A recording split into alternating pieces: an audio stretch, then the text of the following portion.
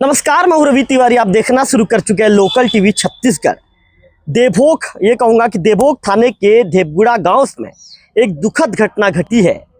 बताना चाहूंगा कि देवगुड़ा गांव का जो बेटा है, सड़क हादसे में उनका निधन हो गया है। अमलीपदर के नया पारा के पास ये सड़क हादसा देर रात घटित हुआ। उनकी बाइक अनबैलेंस हो गई और इसके बाद वे सड़क पर गिर पड़े, जिसके बाद जो है उनकी ये कहेंगे कि उनकी मृत्यु हो गई। मामले की सूचना जैसे ही परिजनों को मिली, परिजन दौड़ते भागते मौके पर पहुंचे। अमलीपदर पुलिस की टीम मौके पर पहुंची। अमलीपदर पुलिस की टीम जैसे ही पहुंची, पुलिस को अमलीपदर के जो थाना प्रभारी हैं दिलीप मेश्राम सर ने लोकल टीवी से बातचीत के दौरान बताया कि उन्हें एक व्यक्ति के द्वारा फोन आया था कि सुबह सुबह उन्हें फोन आया था कि एक व्यक्ति सड़क के बीचों बीच पड़ा हुआ है, बाइक के साथ पड़ा हुआ है। ऐसे में अमलीपदर पुलिस की टीम मौके पर पहुंची और जब संबंधित व्यक्ति की शिनाख्त की गई और शिनाख्त के दौरान परिजनों को संपर्क किया गया, जब पुलिस की टीम पहुंची, परिजन पहुंची, तब तक जो भैयालाल सोनवानी जी है उनका जो है दुखद मृत्यु हो चुका था।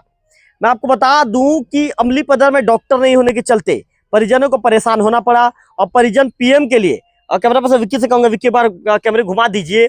आप देख रहे हैं 100 वाहन, इस वाहन में 100 को लेकर पीएम के लिए देवभोग पहुंचे हैं। इसके साथ साथ परिजन हमारे साथ लोकल टीवी से मौजूद हैं। निश्चित तौर पर काफी दुखद पल है, गमगीन भरा पल है और परिजन आज अपने लाडले जो है, कोई अपने छोटे भाई को याद कर रहा है, कोई अपने लाडले मामा को याद कर रहा है, कोई अपने लाडले चाचा को याद कर रहा है, अपने बेटे को याद कर रहे हैं। और 2 बच्चों के सिर से उनके पिता का साया उठ गया है, पत्नी से पति का है जो साथ छूट गया है। निश्चित तौर पर एक दुखद घटना है। बताया जा रहा है कि भैयालाल सोनवानी कल शाम 5 बजे के आसपास अपने गांव देवगुड़ा से अपने जो ससुराल धुरवा पथरा जाने के लिए निकले थे और अचानक उनके साथ इस तरह का घटना घट जाएगा किसी ने सोचा नहीं था। अकाल मृत्यु की आगोश में वे समा गए। भैयालाल जी जब अपने घर से निकले थे तो उन्होंने सोचा नहीं था कि ये मेरे जीवन का अंतिम सफर साबित होगा। अंततः 36 वर्ष की उम्र में उनके जीवन का अंतिम सफर साबित हुआ। सीधा बातचीत करेंगे, उनके भाई से बातचीत करेंगे। सामने आ जाइए। सामने जी, क्या लगते हैं आप उनके? मेरा भाई लगते हैं जी। कितने समय निकले थे घर से? वो क्या है 5-6 बजे निकल गए। 5-6 बजे निकले थे। क्या बातचीत हुआ था भाई से अंतिम बार आपका? भाई से बोला मैं कि भाई मत जाओ, अब रात का टाइम है तो मत जाओ, बोला। वो जबरदस्ती निकल गया। तो मतलब कहाँ जा रहे थे वो अपना ससुराल जा रहे थे। हाँ, ससुराल जा रहे थे। हाँ। तो उनके जो पत्नी बच्चे कहाँ थे? वो धुरा पत्रा अपना ससुराल में वही थे। हाँ। तो वो भी ससुराल जा रहे थे। हाँ। तो आप लोग को घटना के विषय में कितना जानकारी मिला भैया?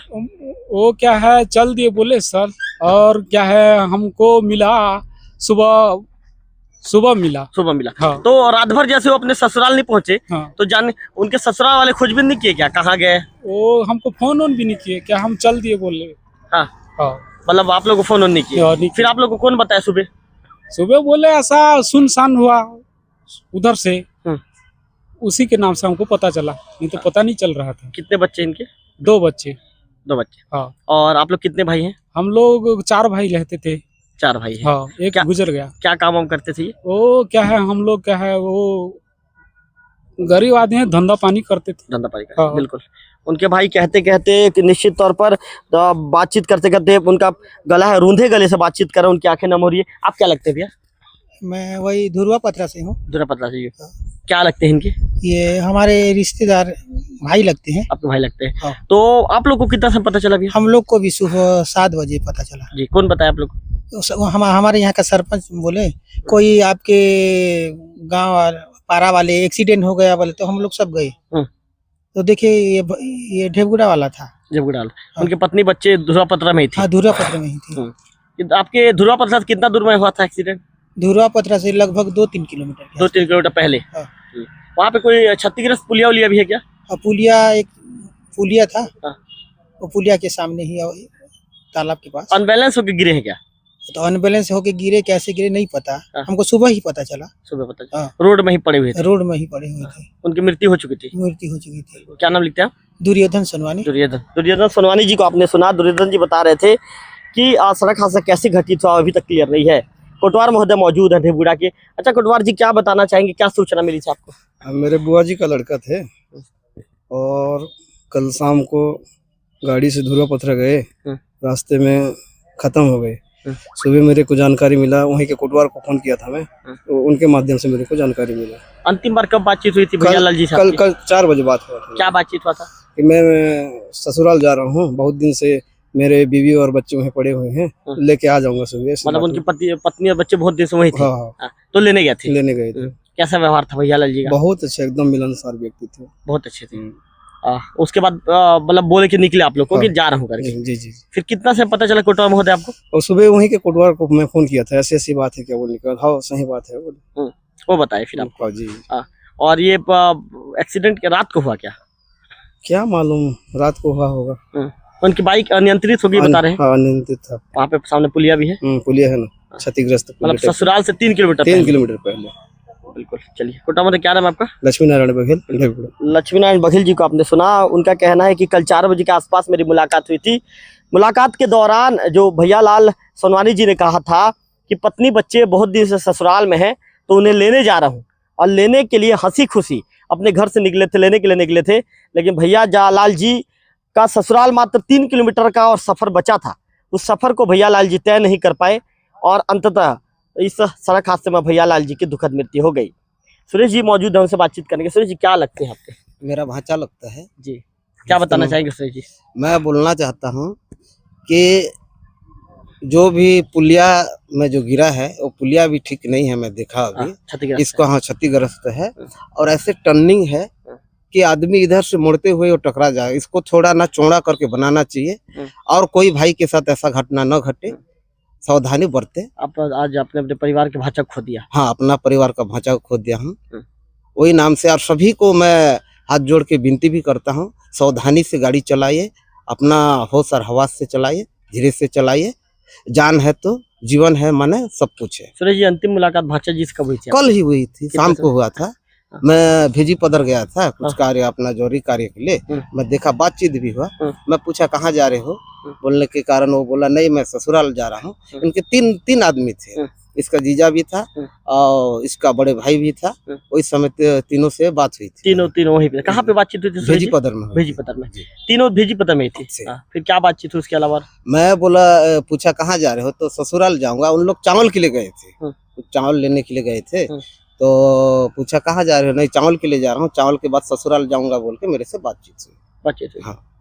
कैसा व्यवहार था सुरेश जी आपके साथ? बहुत सुंदर था, बहुत अच्छा था, मिलनसार आदमी था। व्यवहार में इसका कोई। आप लोग तो सुरेश जी दोनों हम उम्र भी थे? जी जी जी, हम दोनों एक ही महीने का ही है। हाँ, 10-15 दिन का वो मेरे से बड़ा था, लेकिन सुरेश जी रिश्ता बहुत क्लोज था? हाँ, बहुत क्लोज था। मेरे घर आना जाना करके बैठता उड़ता था। सामने ही में इसका मकान और मेरे मकान लगा हुआ है। बहुत अच्छा भी। सुरेश जी कितना समय आपको पता चला? मेरे को सुबह पता चला, कटवार ने ही फोन किया था, जो ये धुरा पत्थरा का, सॉरी कोकड़ी बाल का कटवार बघेल जी ने फोन किया, ऐसा ऐसा बात है, शायद ढेबुड़ा का है बोल रहे हैं। तो फिर हम लोग देखने चले गए, तो वाकिफ पे यहीं पे पड़ा था, रोड में। जी बिल्कुल, निश्चित तौर पर। चलिए, उनके जो भांचा है उनके भांचा को बुलाना चाहूंगा। एक बार आप भी अपने मामा के लिए 2 शब्द कह दीजिए। जी, वाह, क्या लगते थे जो आप? वो मेरे मामा थे, सगे मामा थे। मेरे मम्मी बड़े हैं, उसके बाद ये मेरे बड़े मामा, उसके बाद वाले वो थे। और मामा की बात करें तो मैं कल ही बात किया था उनसे शाम टाइम में। क्या बातचीत हुआ मामा? बातचीत ये हुआ था, मतलब पापा आए हुए थे, मतलब पत्ताफड़ी में गए हुए थे वो। तो पत्ता में जाने का काफ़ी टाइम बाद आए थे, तो फिर नानी का तबीयत भी खराब था, तो पापा मिलने गए थे। तो मिलने जाने के बाद मामा भी आए थे मिलने के लिए। तो उनसे बातचीत हुआ था कि मतलब कुछ पैसे सेंड किए, जैसे कुछ बोले मतलब पापा ने। तो फिर लास्ट बात वही बात हुआ था, मैंने कुछ पैसे भी ट्रांसफ़र किए थे। तो फिर आपने किए थे? जी, मैंने किए थे। लास्ट टाइम भी बात हुआ था शाम को। तो फिर बात होने के बाद मैं फ़ोन को एंड कर दिया। फिर शाम को आने के बाद रात हुई। फिर सुबह पता चला कि कॉल आया था मेरे को कि तुम्हारे मामा नहीं है, ख़त्म हो गया करके। फिर तुरंत पापा कहीं गए हुए थे, तो उनको डायरेक्ट कौन बताया आपको? एक चंद चाचा हैं रिलेटिव के, वो मेरे को कॉल करके बताए। जी। तो मामा का कैसा व्यवहार था आपके साथ, कैसा संबंध? मैं मामा के बारे में सच बताऊं तो आज तक में जिस गांव में वो डेथ हुए हैं, वो ढेबुड़ा में, तो शायद ही उनके जैसा कोई पर्सन मिल सके जिस प्रकार मेरे को रिस्पेक्ट से बात किया करते थे, एक भांजा के समान, एक जैसे मामा भांजा कंस जैसे रहते हैं उस टाइम से। और जब मैं उनके यहाँ जाता हूँ तो मेरे को पाँव छूते थे वो। जी, मैं बोल पाऊंगा भैया। बिल्कुल। क्या नाम लिखते हैं? शेखर प्रधान। चलिए शेखर जी, निश्चित तौर पर समझ रहा हूँ शेखर जी आपके मामा के साथ रिश्ता काफ़ी क्लोज था। माँ के भाई के साथ जो मामा और भाचा का रिश्ता एक अलग ही तरह का रिश्ता होता है। उस रिश्ते के बारे में यदि मैं शब्दों में बयां भी करूँ तो कम है। निश्चित तौर पर शेखर बातचीत करते करते शेखर कहते हैं कि भैया मैं ज़्यादा कुछ कह नहीं पाऊँगा, पूरे लोग दुखी हैं, चाहे वो कोटवार हो, चाहे उनके बड़े भाई हो गजेंद्र जी हो, पूरे लोगों की आंखें नम हो गई है और अपने लाडले भाई को सभी लोग याद कर रहे हैं।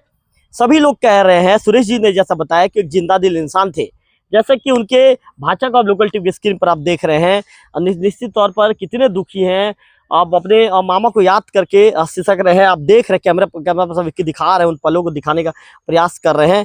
तो निश्चित तौर पर इस पल को मैं आपको बताना चाहूँगा कि जिस तरह से ये पल है, ये पल परिवार के लिए एक ऐसा दुख जीवन भर के लिए दे के जाता है कि परिवार कभी भी कभी भी भूल नहीं पाता। चाहे वो किसी भी तरह का तीज त्योहार हो या अन्य तरह का कार्यक्रम हो, भैया लाल जी को उनके परिवार के लोग हमेशा याद करते रहेंगे। और मूवमेंट है, जैसा कि सुरेश जी ने बताया कि वहाँ पर जो रपटा जो बनाया गया है, वो रपटा काफ़ी वहाँ पर क्षतिग्रस्त जर्जर भी हो चुका है। ऐसे में सुरेश जी ने संबंधित विभाग से भी भाई आग्रह किया है कि आपको गंभीरता से लेना चाहिए। सुरेश जी ने बहुत अच्छी बात ये कही कि सड़क पर चलते समय सावधानी बरतें, क्योंकि सावधानी बरतना बहुत जरूरी है। आप यदि सड़क हादसे के शिकार हो जाते हैं और सड़क हादसे में यदि आपकी मृत्यु हो जाती है तो निश्चित तौर पर ये तस्वीरें आप लोकल टीवी की स्क्रीन पर देख रहे हैं, परिवार के लोग सिसकते हैं। पत्नी है, हमेशा पत्नी जीवन भर के लिए अपने पति को याद करेगी, चूंकि एक पत्नी के लिए उसका पति सबसे बड़ा सहारा होता है। दो बच्चों के ऊपर से जब पिता का साया उठ गया है तो दो बच्चों को, चूंकि बच्चे अभी छोटे छोटे हैं, तो दो बच्चों को पढ़ाई लिखाई के साथ ही अन्य चीज़ों के लिए पिता के कंधा की आवश्यकता पड़ती है। पिता का वो कंधा होता है जहां बच्चा उस कंधे पर चढ़कर अपने जीवन के सपने बुनता है।